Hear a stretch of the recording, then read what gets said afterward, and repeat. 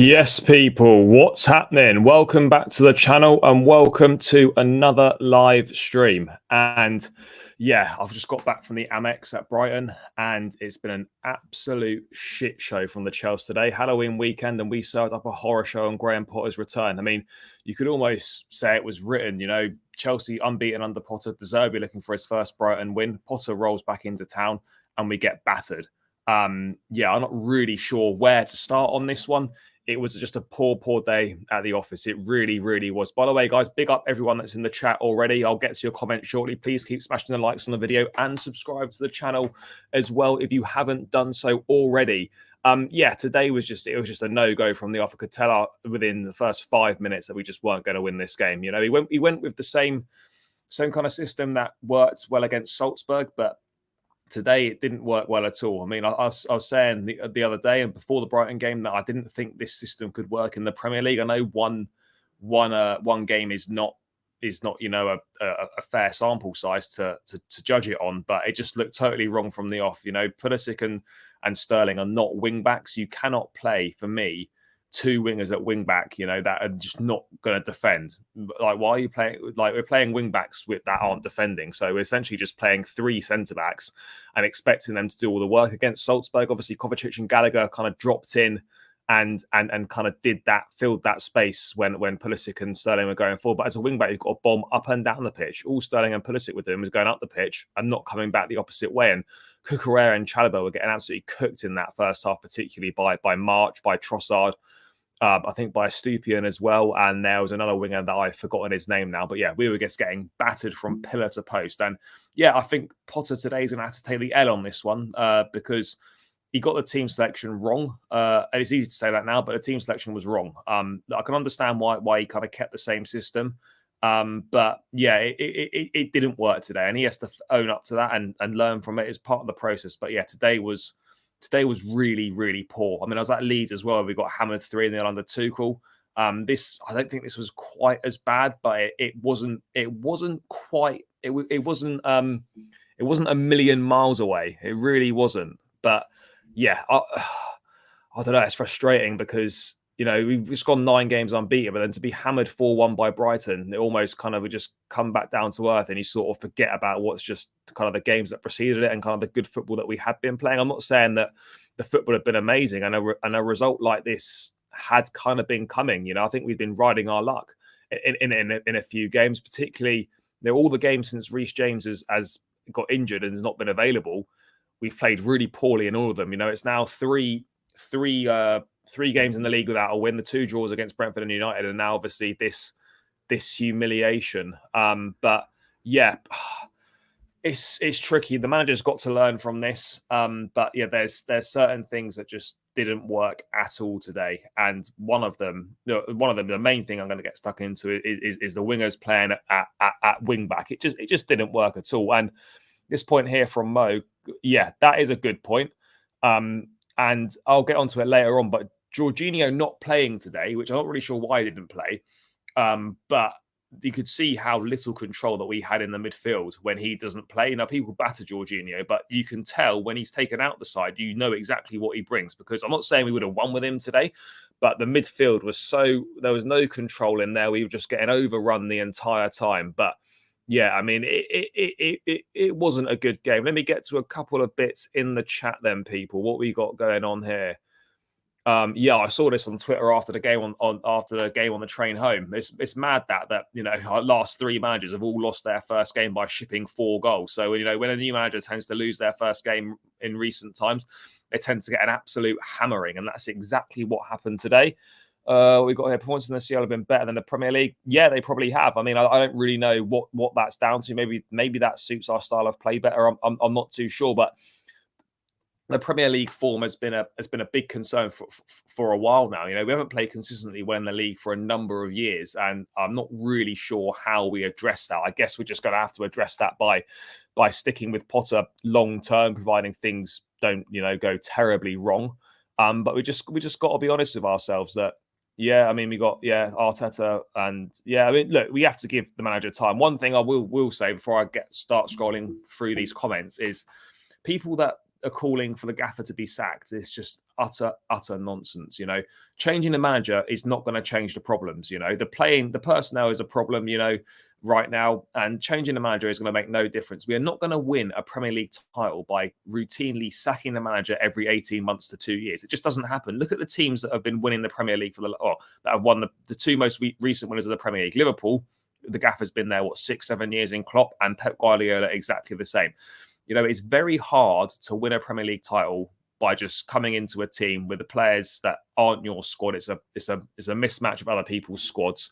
You might be able to pull it off on one season, but realistically, you have to build. You have to build something. And I was having this debate the other day that we're Chelsea and we should be winning trophies every season, and we shouldn't be lowering our expectations. But I think unfortunately we're going to have to lower our expectations. We might have to take a couple of barren years. We are in a transitional phase. We are in a rebuild at the moment, and it may be that we don't win any trophies for the next couple of seasons. That may well happen. But I think if that enables us to be successful in the long term and get back to challenging for league titles, and maybe that's the price that we have to pay. This loss is big up DJ Live. This loss is on Potter, but to be fair, injuries and schedule. Yeah, look, Potter will take the L today. The players were poor anyway. I know two were playing well out of position, but apart from that, everyone else I thought was terrible. Everyone just had a poor game. I don't think anyone can come away when you've been battered 4-1 with a good game. The schedule's played a part. Injuries have been difficult as well. But yeah, I think he got the lineup wrong today, and I'm sure he'll learn from that. Yeah, agreed. It was embarrassing. Yeah, that's bad as well. Our next two games are against Arsenal and Newcastle. As you can see, we'll be taking 2 points. I'd say not. I wouldn't think so. I would expect us to win one of those games, but there's got to be a massive improvement. Ollie, big up, bro. Appreciate you tuning in as always, mate. Thanks a lot. What do we do about Sterling? I'll get to that in a sec. We've had 2 own goals. Yeah, that was poor. Naive lineup, agreed. Not looking forward to that. No, I'm not looking forward to Arsenal next week. 1 loss in 9 games. And on top of that, we have missed Kante, Reece James, Chalobah, and Fofana for someone. Yeah, the defensive issues are a problem because we're having to play the same back 3 every game. I mean, yes, you could put Aspie in there, but we need him at right wing back potentially. It just causes issues. The good thing is, I don't think this is indicative of much. Brighton, yeah. Look, I think we're on a bit of a small run where we've not won in 3 games. And you want to snap out of that as quickly as possible because no win in 3 games can suddenly become no win in 5 and can become no win in 6, 7. You can quickly go on a run. Just as you can go on an unbeaten run, you can also go on a run where you struggle to win games. And the next time I've asked him, you've got to put that right. And this is going to be really interesting. It's going to be a crucial part in the early stages of Potter's reign is to see how we react from this. Obviously, we've got that freebie against Zagreb on Wednesday night, but we need to put in a performance, turn up, try and put 3, 4, 5 goals past them. And then we've got the massive games against Arsenal, City in the Carabao Cup, and then obviously Newcastle away before the World Cup. So it's going to be really interesting to see how we react to this and how Potter tries to rectify this, because what happened today was unacceptable, and it just didn't work out at all. What we got here? Not Potter's fault, but we spent the yeah. This goes back to the point that years and years of really poor squad planning and poor transfer windows under the previous regime, where we've neglected areas of the squad that should have been reinvested in. How midfield wasn't a priority this summer is beyond me. I think Tuchel will have to take the L on that one, saying that he didn't want we didn't need midfield players, and then we panicked and Zakaria came in. I don't know whose idea that was, whose signing it was, but obviously he's not going to play for the club. I think it's quite clear. But yeah, that's poor planning. That the fact that once Reece James is out, we're just kind of completely fucked. We've got to come to a situation where we can have someone else in that's competent to play right wing back, and that everything's going to go to shit when Reece James doesn't play, because that's exactly what happens at the moment. We're so reliant on just one player.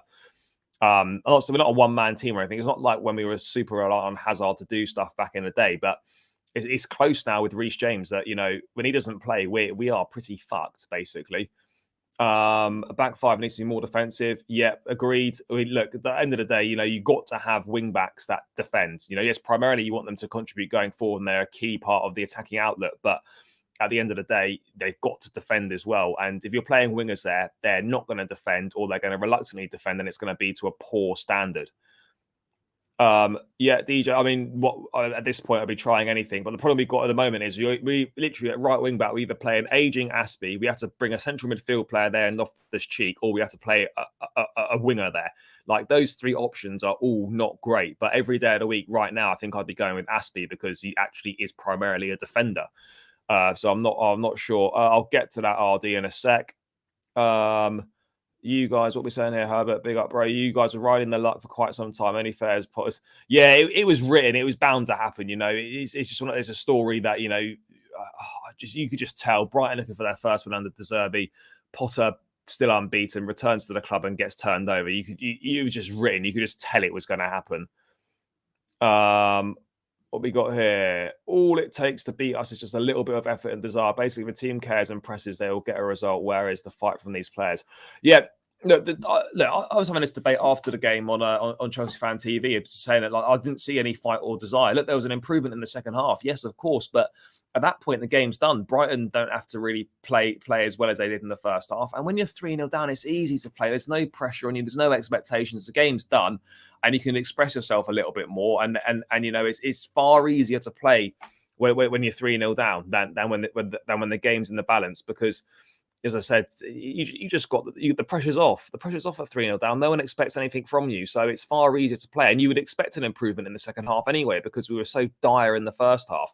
So, yeah, I mean, I don't know what the thing is about the desire, the mentality. It was poor today. When you see like teams like Spurs coming back from 2-0 down away from home to getting last minute goals, I mean, suddenly thinking, shit, have Spurs got a better mentality than us? The amount of times that they're rescuing points and wins in stoppage time in the last minutes of games, they keep going right to the end. We just don't seem to have that at the moment. But hopefully that comes back.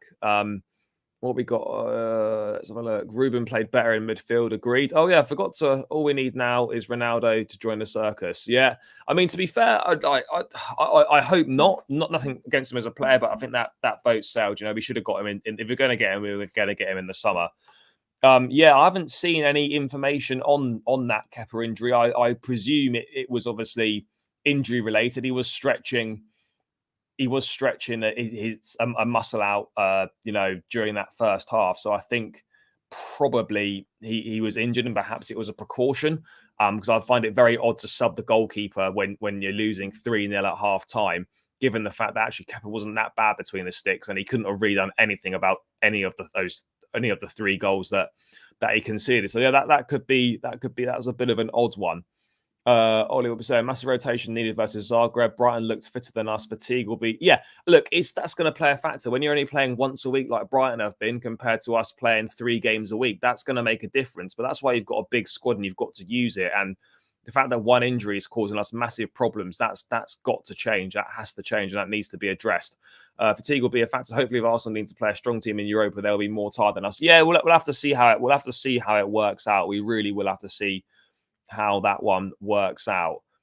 This game looked like the performances. It's not great, but I think it's important not to overreact. A loss was going to come at some point, and no loss is ideal, but admittedly some losses are better than others in terms of like losing 1-2-0 or whatever is far better than being hammered 4-1. But at the end of the day, a loss is a loss, and we didn't play well, but we knew this was going to happen at some point. We knew it was coming. Obviously, you don't expect it to be an absolute hammering, but you knew a loss was going to come. But the most important thing now is let's see what the players are made of. Let's see what Potter's made of, because this is the first setback that we've had to come back from in terms of a loss, and a big loss at that as well. And particularly the big games coming up now. Also, you've got to see how we can react. But Arsenal is not going to be easy. They've already won the last 2 seasons at the Bridge. They're in really good form at the moment. Yes, I know they lost in midweek against PSV. I know they dropped points against Saints, but I think they still only lost 1 Premier League game this season. They're in great form. We're going to have to. It's going to be really tough to beat them. Newcastle is going to be really tricky as well. The last game before the World Cup, Newcastle away, they're flying at the moment. Another 4-0 win today. They're in the top 4. Eddie Howe's got them playing some great football. So yeah, they're going to be tricky games, and there's going to be a real test of kind of how far we've come under Potter in this short space of time. It really have.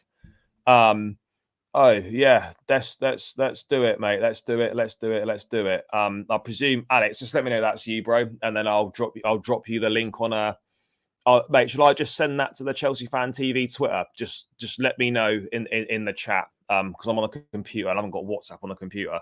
I forgot what I was going to say now. Yeah, worried about Newcastle. Leeds 2-1 up against Liverpool. Oh well, hopefully they maybe hold on and that can be good. It's me. Yeah, good. Okay, mate. I'm gonna send that. I'm gonna send this link to the Chelsea Fan TV Twitter. So yeah, I'll see you in a sec, bro. Let me just drop it in there now. Yeah, obviously, the reaction is the real key thing here. The real key thing is the reaction. What can we offer in these upcoming games? Because that's gonna be the key. Now we've lost. A loss was coming. But let's see what the players are made of, because we've seen before us lose games, but the reaction is the key. That is the key thing now. That's the key thing.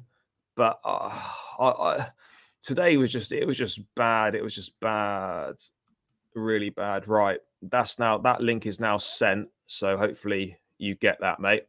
Yeah, let me get to a few things in the chat. Send it on Twitter. Yeah, I've sent it on Twitter, mate. Yeah, done. Newcastle only lost one game. That's against Liverpool so far. Yeah, Newcastle have been really good. Can't believe we're all rooting for City again. Yep, City, come on, City. And we're rooting for dirty Leeds as well. Never thought I'd be rooting for City and Leeds, but let's see. Our worst two players since Potter took over have been Cucurella and Sterling. Yeah, do you know what, right? It's interesting because Cucurella, I feel a bit sorry for him today because he was getting cooked by Solly March in that first half, and it wasn't entirely his fault because he was getting absolutely no defensive help from Pulisic or from Sterling. I can't remember who was on that side now. It was getting no help, so I don't really know. I don't really know what more he could have done. Yes, March was getting him behind him every time. He was giving him a torrid time. But yeah, it's hard for him. And do you know what? He's been subbed off like the last 5 or 6 games, but he has been starting almost every game. But he's one of the first to be subbed off. Now, I don't really know what the alternatives are. I was surprised that Ben Chilwell didn't start today. I fully expected him to start. Obviously, going with the 3, Cucurella was going to play left centre back. It was almost a given. He kind of had to by default, but I'm really surprised that we didn't see Ben Chilwell from the start. Because for me, if you're going to go with that, then you should at least have one wing back that's got defensive, can defend, rather than having 2 that can't. At least trying to even it out. But yeah, I don't know if we'll see this again. But Cucurella has been. I don't want to say he's been shit, but it's been a struggle. It has been a struggle. It really has for him. And I don't know now if Potter takes him out the firing line, probably doesn't play against Zagreb. Although, I mean, some players are going to have to play against Zagreb. We haven't got that many defenders available at the moment and that many that we can kind of rotate. So it'll be interesting to see kind of what we do. Yeah, I mean, sat behind the goal. Oh, well, yeah, sat behind that goal where Brighton scored those 3 in the first half, and Trossard looked very good. I mean, I wouldn't be dead against us bringing him in. If we're being perfectly honest, I think he could be decent. Here he is, mate. How we doing? Yeah, man. Yeah, is the connection okay? Yeah, mate. We're good. Mate. Well, obviously we're back from the game. Have your thoughts changed at all? You still do you feel? Yeah, that's fine, mate. How are you feeling, mate? Still the same? Massively disappointed? You know what? I just did I've been waiting for these fan cams for years and years. They're still not here, so I was like, do you know what? I'm going to jump on live stream. I already went on the radio. I was on 5 Live. Are you phoned in? Yeah. I phoned in. They called me back. And who was on? Robbie Savage and Chris Sutton. Oh, Chris Sutton. Yeah. I mean, to be fair, one of the things that I just wanted to make, obviously this is a fan channel, like Chelsea channel. Yeah. But I was saying to everyone, it's like, I really want people to be careful that this isn't the start of fans being stupid basically and turning against Potter and being impatient. Because I mean, you sat with me, Charlie. There was 30 empty seats in front of us by the 80th minute. That's one thing I've got to say, right? As for me, as a fan, that you pay good money and you support the team through thick and thin. I actually almost think it's unforgivable to be leaving early from a football match. Like I think it's like I don't know. It's a bit disrespectful among one thing, and I just why if you've paid to do something, why would you not stay to the end regardless? The empty seats thing, I just don't get it. I really don't get it. I get why people want to leave. I get it, but you just don't. You just don't. No, you can't. You can't. How can you call yourself a football fan if you're not there? That it just doesn't register in my head. Like I'll be honest, Charlie. I'm sure we've all been there. We might have left 5 minutes early. We've all been there. Of course. Yeah. We've all been there. But the problem that I'm seeing is I'm going to a number of away games where we're not even losing, we're drawing. Brentford, for as an example. No, we were at Brentford as well, and everyone fucked off with like 10 minutes to go. I don't know, man. It just, especially for like people struggle to get Chelsea tickets. People struggle, and it's not any easier when you've got fans that first of all don't turn up, and then second of all you've got people that dip after 10 minutes to go. Nice. You can't do it, but back to today, mate. Obviously, I think we're kind of accepting the general consensus, kind of that Potter got it wrong today with the lineup. We were far too open defensively, but you also got to give credit to Brighton as well. I thought they did play very well, but still, I think the deficiencies in our side were pretty clear to see. I mean, there were obviously a lot of things that didn't go right today. What disappointed you the most in that performance? Because obviously, losing 4-1 is not many things go right when that happens. But what disappointed you the most out of everything that kind of went wrong today? I think it's not like one thing. For me, it's just like I'm trying to solve this problem in my head, and I'm trying to figure out how Potter's going to solve it. So how do you get the best out of our players and play them all in their best positions? The answer is you can't, and that's what I can't get my head around. Because we're talking about Sterling, right? Yeah. If you play Sterling up front, Havertz won't play, or Aubameyang won't play. In my opinion, Aubameyang has to play, and Havertz in his current form has to play, right? So for me, at the moment, there's no place in this team for Sterling unless it's a wing back, and he's not performing in that position. Mate, there's no place, to be honest, mate. I don't actually think there's any space for Sterling, full stop, at the moment. Based on his current form, though. Like if we're actually being honest, there's not Sterling's form doesn't merit a place in a starting lineup right now. Whether that's wing back, whether that's left wing, whether that's centrally, he's not delivering. But it's not helpful. I mean, part of me thinks today, well, why are people getting pissed? I mean, I was getting annoyed at Sterling and Pulisic, but it's like when you sort of sit back and you think about it. What are you actually expecting from them today? With two wingers playing in a wing-back position, what are you really expecting? Because going forward, okay, you could expect more, but why are we surprised that there were massive gaps and that Cucurella and Chalobah were exposed so badly that in the left and right centre-back position? Why are we surprised that's happened? That was obviously going to happen. Well, I think that when you've got deficiencies up top, we were saying it in the stadium, you have to try and make up for it somehow. I mean, Sterling a lot of the time wasn't even coming back. No, none of them were. We criticised Cucurella, just to give an example, and obviously Chalobah today. I think Chalobah's probably a better example, actually, because he's been really good all season. Yeah. And the fact that he had a bad game, that is probably on the manager, if we're being honest, because the manager's put him in a situation where he's had to do two people's jobs, and it's the same with Cucurella, but he was struggling anyway. Just on him. Are you surprised how much? And obviously, we know he was ill with tonsillitis. I think Potter said a couple press conferences ago that he lost about 4 or 5 kilos in hospital and whatnot. But Cucurella has started the bulk of the last sort of 4, 5, 6 games, and Potter's subbed him off early every single time. Where do you stand at him at the moment? Because I've got to be honest, I felt a bit sorry for him today. One, he was getting absolutely hammered by the Brighton fans, and I'm not really sure why, because like how can you be blamed for leaving Brighton to go to Chelsea? And you got absolute fuckload of money for him. So I'm not really sure why he was getting hammered, but he's been hooked early in every game at the moment. But today in particular, I didn't actually think he was that bad today. He was just left massively exposed. Yeah. I mean, you said it yourself. Like he was on his own. When you have no support, like it doesn't matter what you do. You need help. I mean, in the Mourinho system, every player had to come back. It didn't matter who you were. Obviously, in this day and age, with the modern style of management, it tends to be a little bit more about the press rather than players coming back. But I still feel like it's important to help a teammate, and it's going to be one of two things. It's either or three things, actually. It's either going to be Potter giving instructions to Sterling saying, stay up, you don't need to come back as much.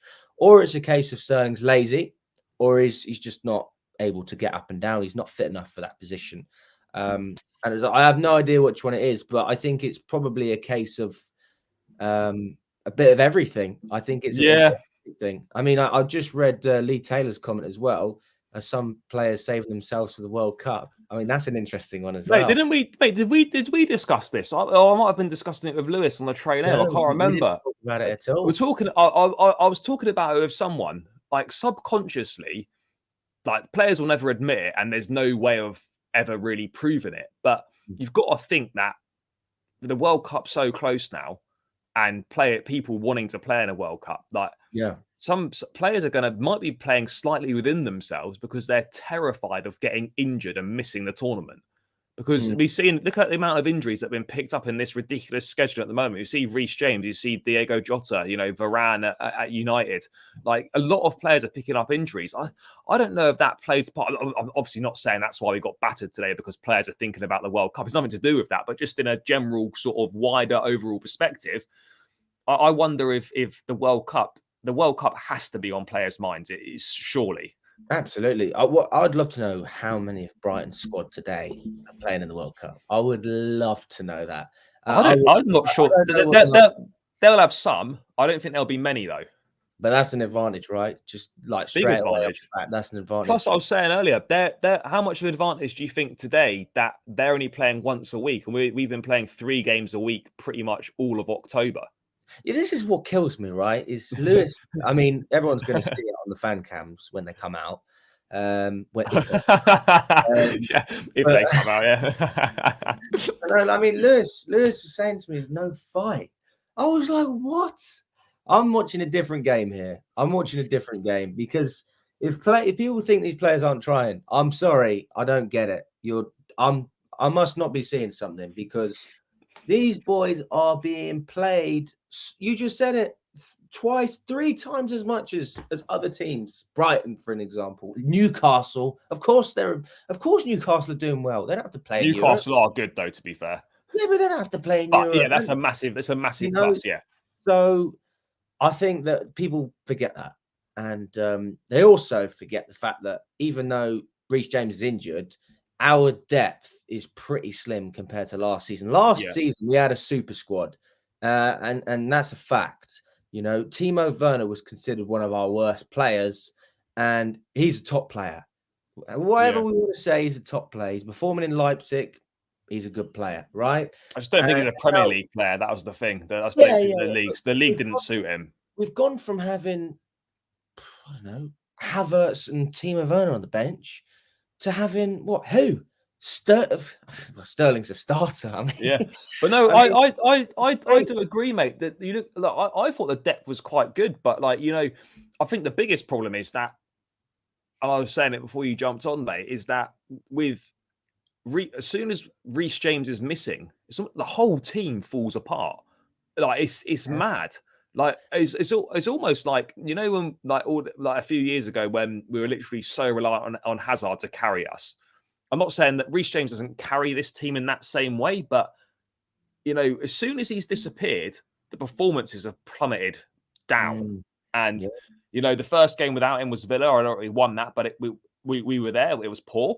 Brentford wasn't great either. United wasn't great, and then today wasn't good either. I mean, it's mad. There's all this money we've spent that we haven't plugged one of the most obvious positions in the squad that needs to be filled, because Reece James, is not going to be fit for a whole season, and he can't play every game anyway because he's got to be rested and rotated.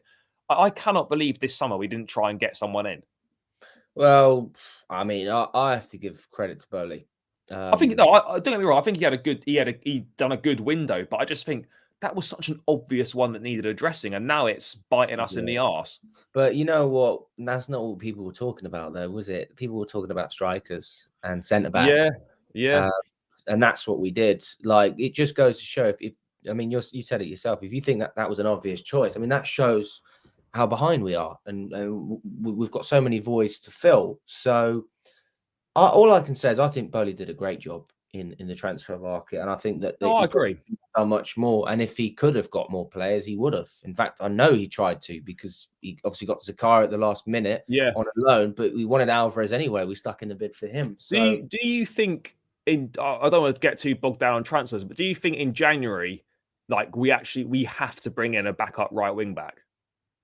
I mean, I don't see why we wouldn't. Even if it's like a Zappa Costa, one of them, like, he's still a right back. I'm not saying Zappa Costa himself, but that sort of player. Even if it was someone just on loan, just to tie us over to the summer, maybe. But I don't think we can continue the rest of the season with just Reece James, because then we're just in a situation where we're down in midfield anyway. So one of our options is to take a midfield player out of an already depleted area and play him there, which doesn't really work that well. That was another thing today. Mate, those geezers in front of us, right, hammering Ruben. I was like, is this a central midfield player playing at a right back in a fucking flat back four? What are you expecting from him? Yeah, man. I don't know. Ruben's been okay. It was a bit slow. It was a bit slow on the ball and whatnot, but he wasn't bad today. I'll get this impression with Ruben. Like, the thing with him is you just need to keep him fresh. If he's fresh, that he plays well. But once his muscles start aching and maybe he gets into that rhythm, like, fuck me, I've got 6 games on the trot here, or 5 games on the trot, I think mentally it probably gets to him as well. So I don't think Ruben Loftus-Cheek should be starting. He should be a squad rotation player, and I think he's happy doing that as well. Yeah. I think people underestimate that, and they don't talk about that enough. It's like having players like that is a blessing, because it's great for the dressing room. It doesn't cause problems. You don't see them in the media. I just got a notification. Leeds beat Liverpool. Yeah, 2-1. Mate, up the Leeds. Tell you what. But yeah, I mean, what was it? I don't even know what I was talking about. I can't remember now. Oh shit, what were we saying? It was about Ruben and then being fresh and all that. Yeah, he's a good rotation player. And I would tie him down to a contract, and I would keep him for the role he is. Yeah. If he's happy to do that, I think it makes sense. He's a very good squad player. Like very good squad player. He's perhaps not someone you'd want to rely on every week to be starting, but he's someone that is a really good squad player, and he's happy to kind of play that squad role, and that can be quite difficult to find. But I mean, looking at it, do you think I can understand why he's gone with the system that he went with today, because it was successful against Salzburg? But do you actually think, looking at it, that perhaps we should have gone with a 4 today from the off? Because to go with the 3, we only have 3 centre backs available, so we had to play those 3 again. The same back 3 that played against Salzburg. I know it was Tuesday and we're playing Saturday. That should be enough time to rest. But you incorporate the travelling and all that sort of stuff. It might be a bit taxing or whatnot. But I don't know. I think if you've only got 3 fit centre backs, I think it would have made more sense to go with the 4 today. I know it's easy to look back now that we've been hammered in this game. And I wasn't saying that we should have played a back 4 when I previewed the game yesterday. But okay, well, which 4 then? Which 4? Which 4? You probably play Silva and Chalobah in the middle. Yeah. I would have played Chilwell left back and Azpilicueta right back. And then in midfield, you probably go Kovacic, Jorginho, and Gallagher maybe, or Ruben or whatever it is. And then the front 3, I would have gone Broja, Pulisic and Havertz probably today, like on form. But I know it's easy to say that, but I think going forwards, whilst Chalobah's out, whilst Fofana's out, you've only got three. Oh, about them. Yeah, if you've only got 3 fit centre backs, I think it makes more sense to play a 4, particularly given that Cucurella is not really a centre back. He can fill in there. But then we've got the right back problem, with Dave. But in a flat 4 though, I think you can get away with Dave in a flat 4 because it's like it's not required to get us forward just much. Don't push forward as much, Yeah. and then Chile can do that. But I don't know, man. I just feel like, to be fair, I completely agree with. I don't know. I think it was yourself and Lewis that said that Jorginho would have been great. But was he on the bench today? Or was he not, or was he not in the squad at all? I'm not even sure. But I'm not sure. But this is the thing as well. We're just looking at it from a tactical point of view. Physically, he needed a break. And like, could you also argue though that he would have had a week off because he wouldn't have played on Wednesday night against Zagreb? So if he played today, he could have just got through it, and then you got a week off because he wouldn't have played midweek, and he'd be fresh for Arsenal next Sunday. That's one way of looking at it. But I think maybe what Potter was thinking is, I don't want him to get injured today. I don't know. I mean, Jorginho's not got the World Cup, so I suppose in that sense, that's another thing as well. So we could probably slightly overuse him in that sense. Yeah, I just imagine playing like this against City. Well, this is the thing. I mean, when we play City, I think actually we could shock a lot of people because that is a game where Broha will start. That's a game where Mendy will be given a chance. Other players, Pulisic might actually be played up front, Sterling potentially. You never know.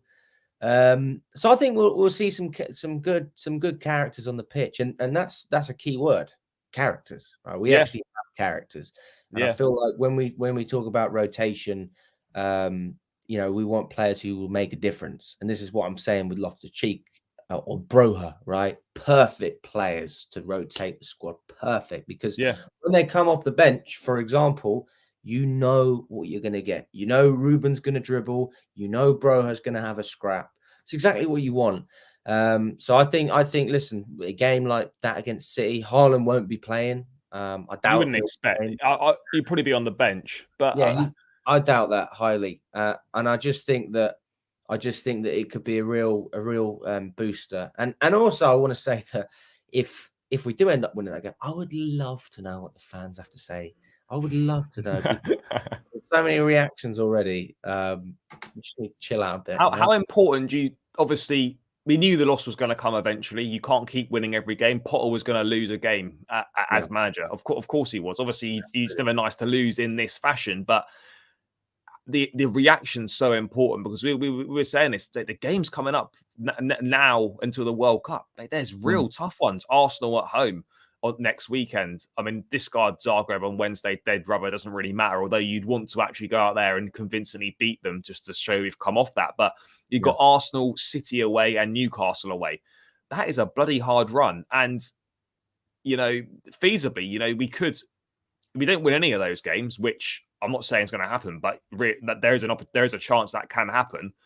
Suddenly you're thinking, shit, you're going into the World Cup and you're sitting 6th or 7th in the table. But I mean, the most important thing now is, now that we've been humbled in this way, how do we react to it?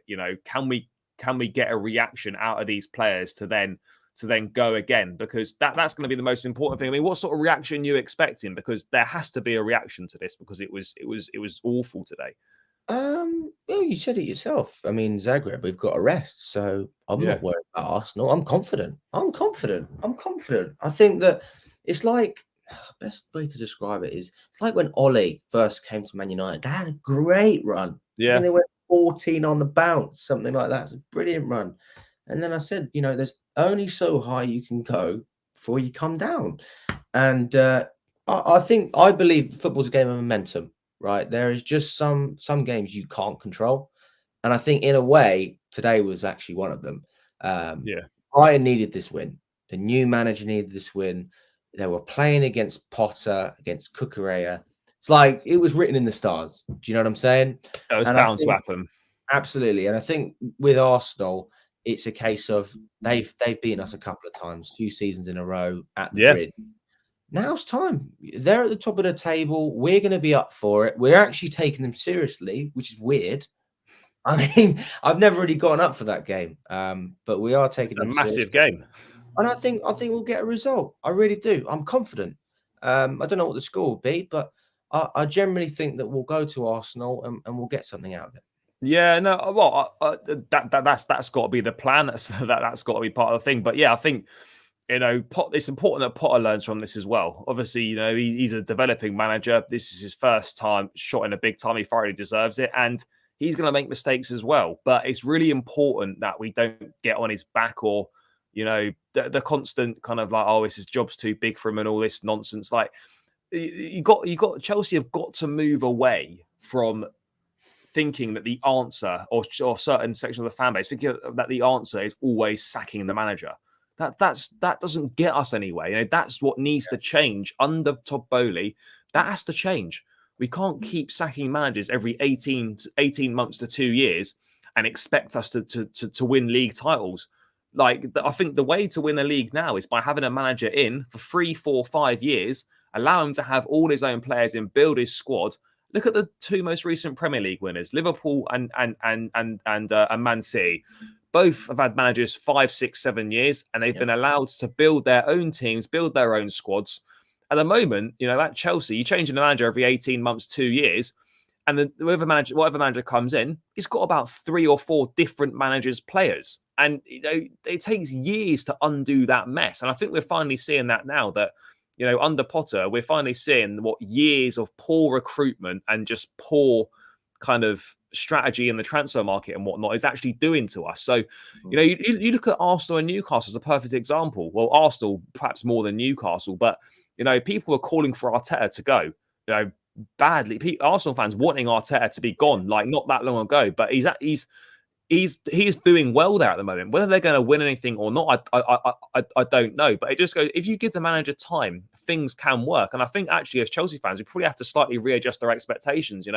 We've been lucky that there was Chelsea before, Roman. All we've grown up with as this generation of Chelsea fans is winning.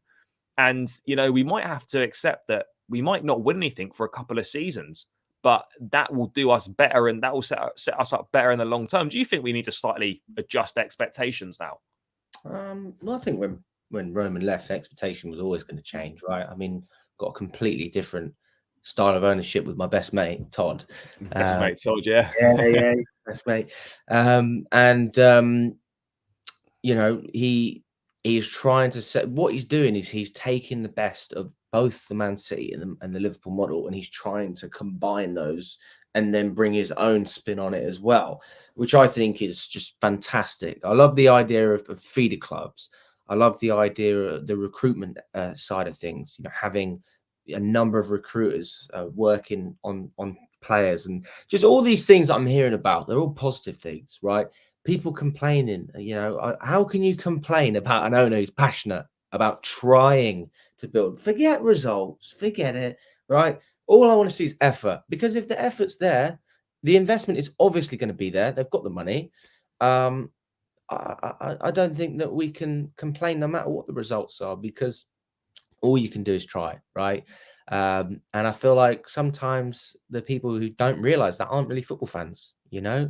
I mean, imagine supporting Tottenham. Let's just use that as an example. You've got to love football if you support Tottenham, because you have to go through some serious ups and downs. And sometimes we're so blessed as Chelsea fans to have all this success. I think you lose sight of why you actually enjoy it. You just you want to watch your team and be part of that journey. And it's not always, well, it is about trophies, technically speaking, but we go to the games for much different reasons.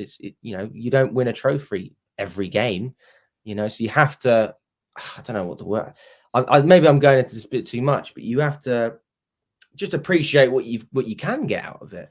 So I just think that we need to chill out. That's it. Just chill out. Yeah, no, I do agree. I think we just you've got to enjoy it. It's hard to enjoy it when you've been battered, but at least we're not following a team that gets smashed every week. It would be different then. But yeah, look, it takes time to build things. Yeah. I'll sit here and say we've got to be patient. We do, but then like as a football fan, you can't not be reactionary when your team doesn't win for a few games or gets hammered. All sort of sense of logic and stuff goes out the window.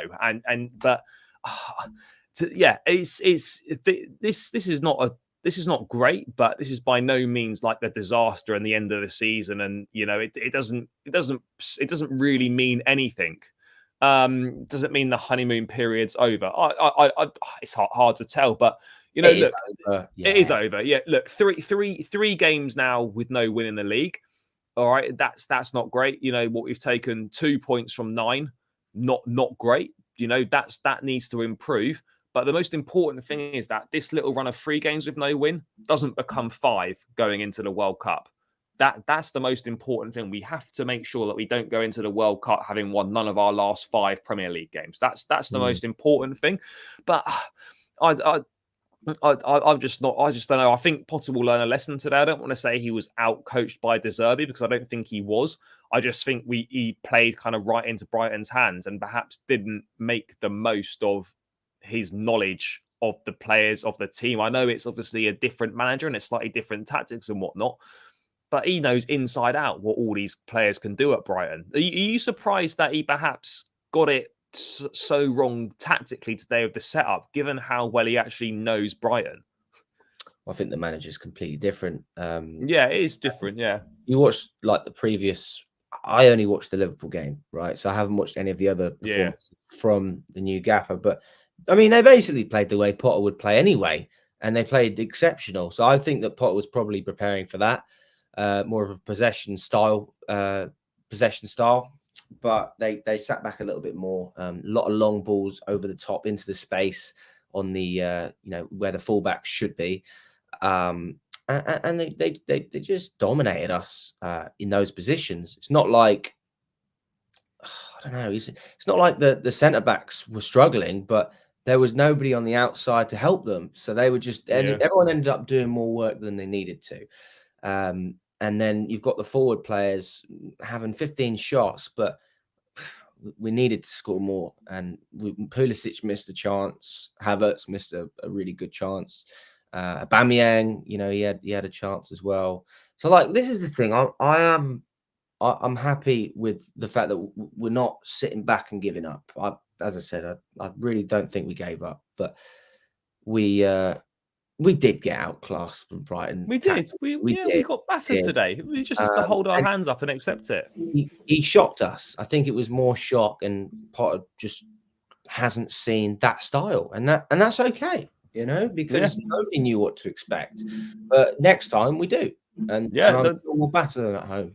well, let's hope so. But sometimes you just get it wrong, and that happens in football. All right, it doesn't make it any better, but sometimes you get it wrong, and sometimes another team just plays better than you do. But I think we could tell today within 5 minutes that we weren't going to win this game. Like you could tell, as soon as that first goal went in, I knew we weren't winning.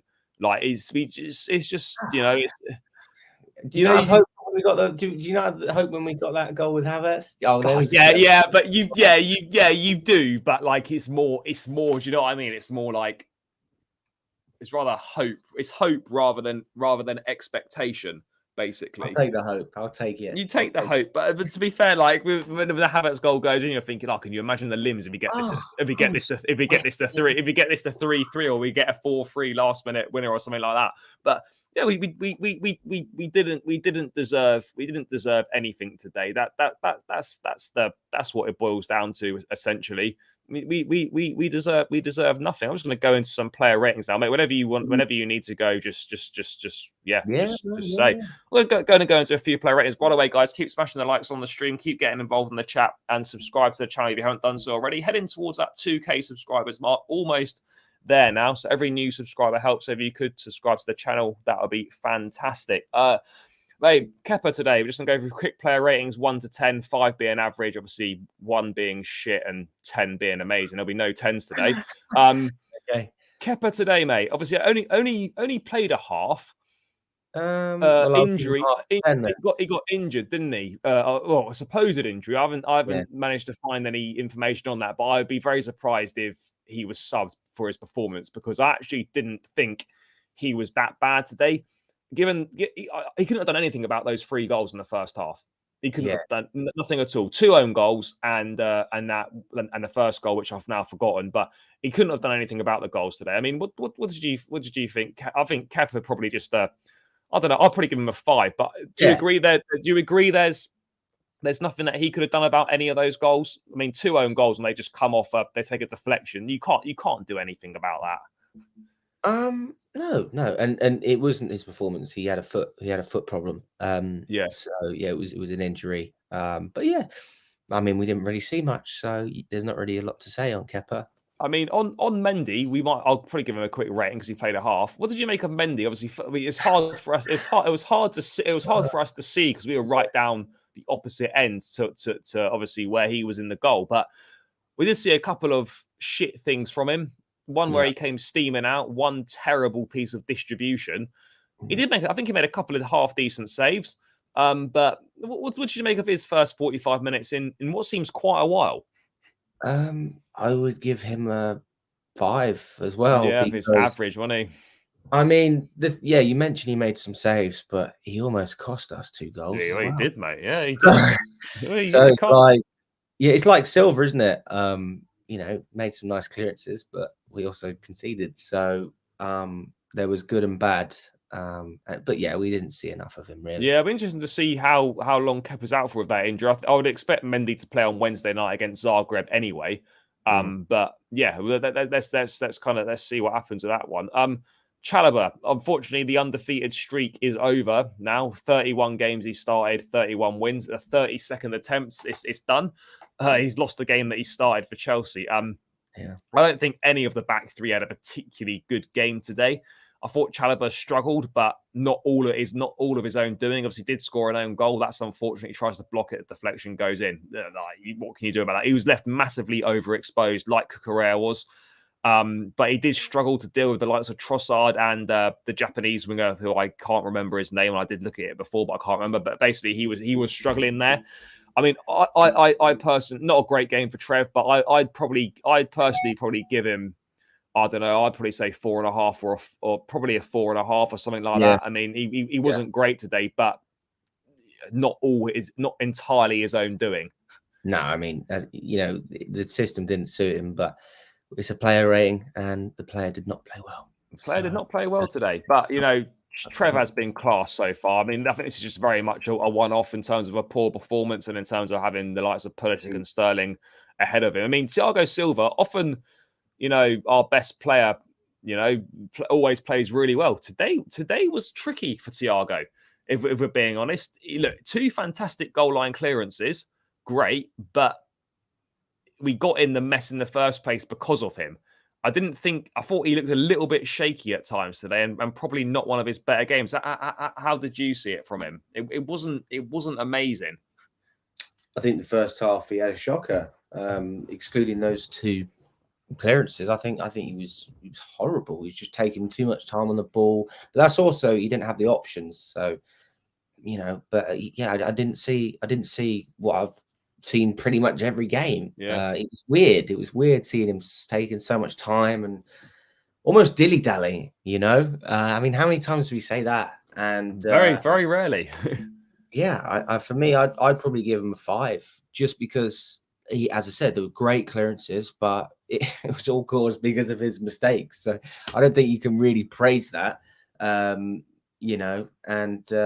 we ended up conceding 4 goals. Yeah, I mean, it's not great. Do you think he was better or worse than Chalobah? I think he was. I think he was worse than Chalobah. Let's give him a 4. I think a 4 is fair. Cucurella is. I know he's playing left centre back because he kind of can, but I sort of at the point now where I actually don't really want to see him play left centre back anymore, because I know he's doing it because we've got injuries, which is partly another reason why I think we should have played a 4. We should play a 4 until we get Chalobah and Fofana back. But Cucurella today, much like Chalobah, massively exposed on his side. He was on a torrid time up against Solly March. Yeah, it's tough. I mean, I'd probably go with a 4.5 or like I think it's probably about the same as Chalobah. Do you think he go the 3? He was the worst player, man. You think he was the worst? He was horrible. Do you not want to see him at left centre back anymore? I think it's a shame because he started so well at left wing back, but obviously he's having to fill in because of the injuries. So yeah, it's it's not his fault, is it? It's not his fault, but it's at the same time, it can't be good for his confidence that he's been picked to start, but he's been hooked early every game. Maybe Potter needs to just not start him. But again, the injuries are an issue because if you don't start him, who else do we start? Well, we start Chilwell and you go the back 4, I suppose, is the other option. But he wasn't directly at fault for any of the goals, but yeah, he noticeably really, really struggled. And I think that's unfortunately just the way it goes. But let's move up the pitch now. Christian Pulisic. Defensively, he gets a 0 for his defensive work, but for his work going forward, should have scored. I felt he was okay, but again, it wasn't great if we're being perfectly honest. But no one was great today. But I would probably say that I'd have to say Pulisic was probably below average today. I'd probably say, based on his attacking performance, a 6, but defensively, it's probably a 5, isn't it? It's just average. They'll defensively, there was just nothing. I mean, Pulisic's out of contract at the end of next season as well. So there's going to be some decisions to be made there about whether he gets a new contract, whether he wants to stay or whatnot. Give him a 5. I think he was average today. That's more for his attacking rather than his defending. Loftus Cheek, mate. Again, started in central midfield, went to right wing back, then went to right back in a flat 4. Again, not great, really, but not terrible. And again, hardly his own fault. He was just being shoved in it. Like, he basically played 3 positions in that game. I mean, you can't expect a solid performance when you're being shuffled around the pitch so often. I mean, what do you make of him? I don't know. I'd probably give him. I don't know if he was above. I don't know if he was maybe a 5.5 or something. It just wasn't. It wasn't terrible, but there just wasn't a lot there either. I feel like teams just cut through us when Loftus Cheek plays. Like, he's got no defensive stability. And to be fair, like, in a lot of ways, I didn't even notice him. I didn't even notice him. Yeah, he was just there. I'll let you choose it. I really don't know. I don't know. It was like Mount at times in the first. I mean, Mount was almost, mate. Particularly first half, Mount was anonymous, mate. In the first half, second half maybe a little bit better, but it's tricky to tell. I'm going to give Ruben a 4.5. It was, mate. This wasn't good today. It wasn't good, actually. I think we have to be a little bit harsher on Pulisic. I do it the other way around. No, mate. He wasn't good today. I think that's fairer. Kovacic. He's been so good for us recently, but I felt today, like basically everyone else, he did struggle today. I mean, he wasn't at his influential best. He didn't really see a lot of his driving runs, a lot of his passing today. What do you make? What do you make of Kova? Again, it's like this with the whole midfield, to be honest with you. Like, didn't really notice. Like, usually you can feel a player's presence. I couldn't, I didn't really feel it. No. Yeah, I mean, it was average, just average, really. Like a 5 or a 6. I'd probably say, I don't know. Was he worse than Ruben? Probably not. Let's bump him up. Let's bump him up to a 5.5. Go on, Cover. Go on, Cover. I'll tell you one. This has got potential to be the lowest rating today. To be fair, mate, are you surprised at how much stick Sterling was getting in the stands from the fans? I mean, obviously not like chants or anything, but just like general dissent from supporters. Like, people aren't happy with him at the moment, and I think, and I think that's fair because he's not delivering at the moment, and he hasn't done for the last month or so. But this was not good again today. Nothing defensively. which okay, you're not going to expect much, but even going forward today, I thought virtually non-existent. I thought he was terrible today. I'll say this, right? We've got to have like a bit of positivity. All right, let's hear it. I'll give him credit for his intention. He was trying to be direct.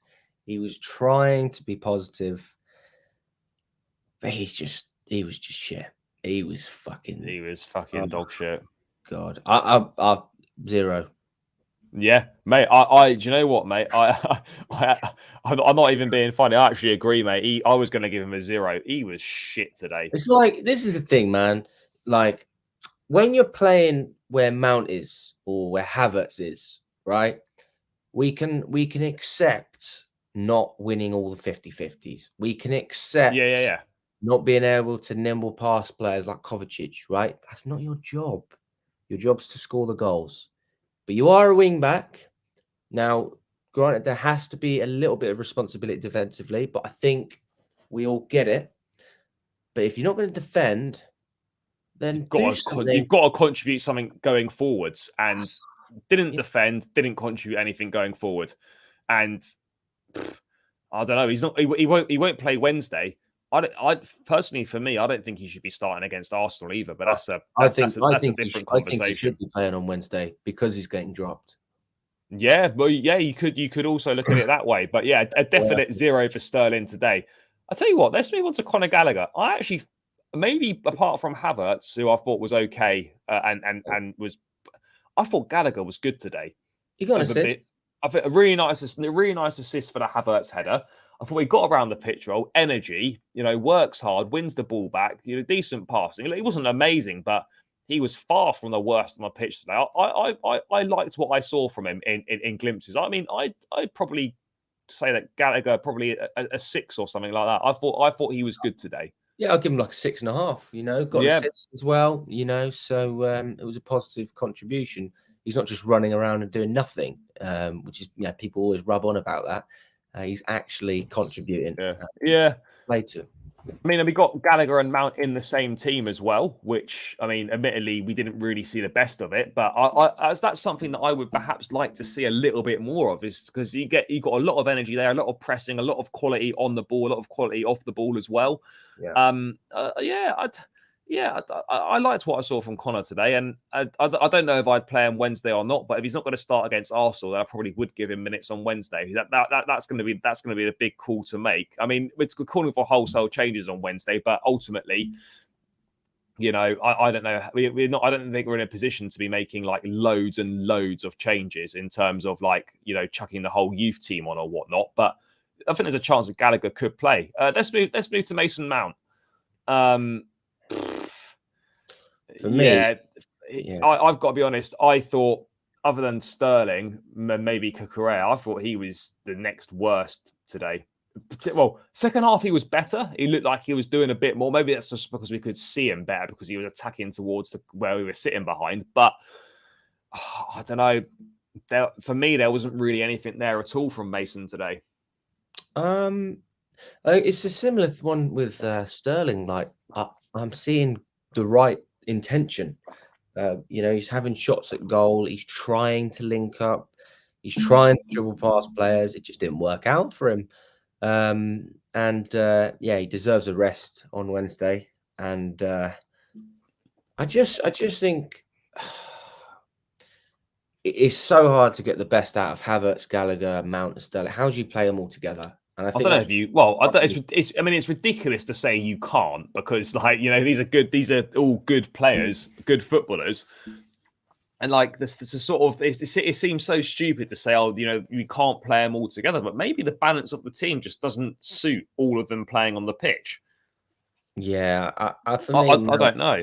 Mount had another poor average game. I'd probably give him a 5.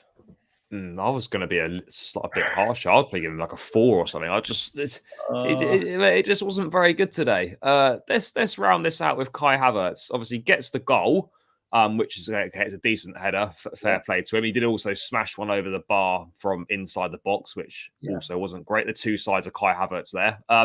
But First of all, were you surprised to see him being played centrally as the number 9? Because when I saw that Aubameyang wasn't starting, I would have been certain that he would have played Broja through the middle. Are you surprised that he went Havertz through the middle? Yeah, I was a little bit, but I thought he deserved it after the performance in Austria. And for me, Havertz was our best player. I think he had a good game. I really do. I think he had a good game. I think his link-up play was there. I think his energy was there. I think he scored, got in the right positions because he missed a good chance as well. That's a positive, right? So for me, I can honestly hold my head high and say I was happy with what I saw from Havertz, and I'd give him a 7 out of 10. Yeah, I mean, it was certainly better. I mean, do you think he was?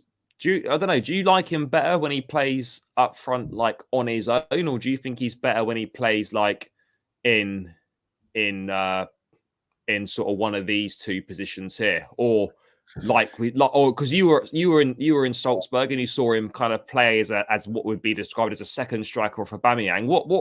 Where do you like to see him best? Because this is a conversation that we've been having so many times as Chelsea fans. Like, we're in a third season and no one's really sure where's best for Havertz. I mean, do you like him in that number 9, or do you like him more as a second striker playing off someone? I think that as long as he's got support, he's okay. When he's isolated, that's when he's not good. Havertz, like, I think he's crap when he's isolated. I think he's terrible. Yeah.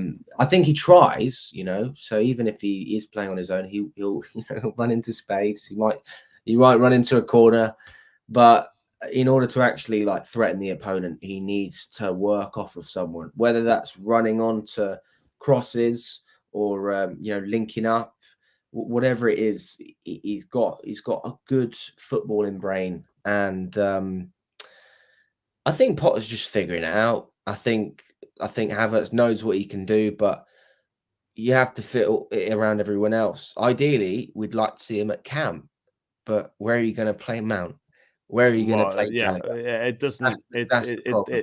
It doesn't work. I mean, what I was saying there quickly, he plays better behind a striker. Yeah, I mean, I quite liked him when he played off of Aubameyang. It didn't really work. Havertz and Lukaku last season at times it kind of looked like it had promise, but yeah, I'm not sure. We got that's right, Louis. Make sure everyone subscribes. Good stuff.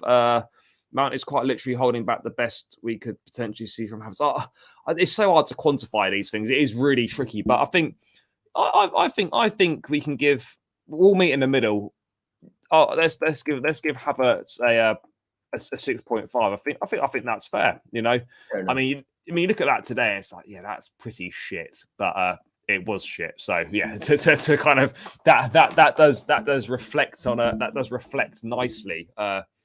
In those ratings. I mean, mate, just to round out then, any sort of closing thoughts going forward? Obviously, Potter's been here 10 games now. Yeah.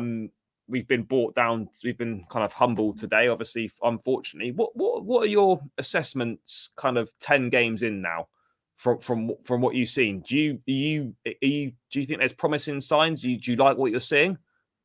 Do you know what? It's yeah, I do like what I'm seeing. And I do think there's promising signs. I think that Potter gives the players more freedom than Tuchel. I think he's more supportive on the touchline. I like the way he handles his press conferences. He's a little bit more low key, which I think is a good thing. Not exciting, but a good thing. And I think that he's going to allow players to express themselves more and play the way they like to play. And I think that we're seeing that with Gallagher. We're seeing that with Havertz. But there are some players who might be struggling, like Sterling. But as far as I'm concerned, this season, I really don't expect anything. I've said it from the beginning. I didn't expect it with Tuchel. I don't expect it with Potter. Yeah, I can't see us finishing in the top 4, and that's not me being negative. It's just like the reality. Conte is a better manager in this position. I can say that. It's a fact. Potter's never been in this situation, so how can we say he's better? Arteta, he's had the time, and now it's all coming back to fruition.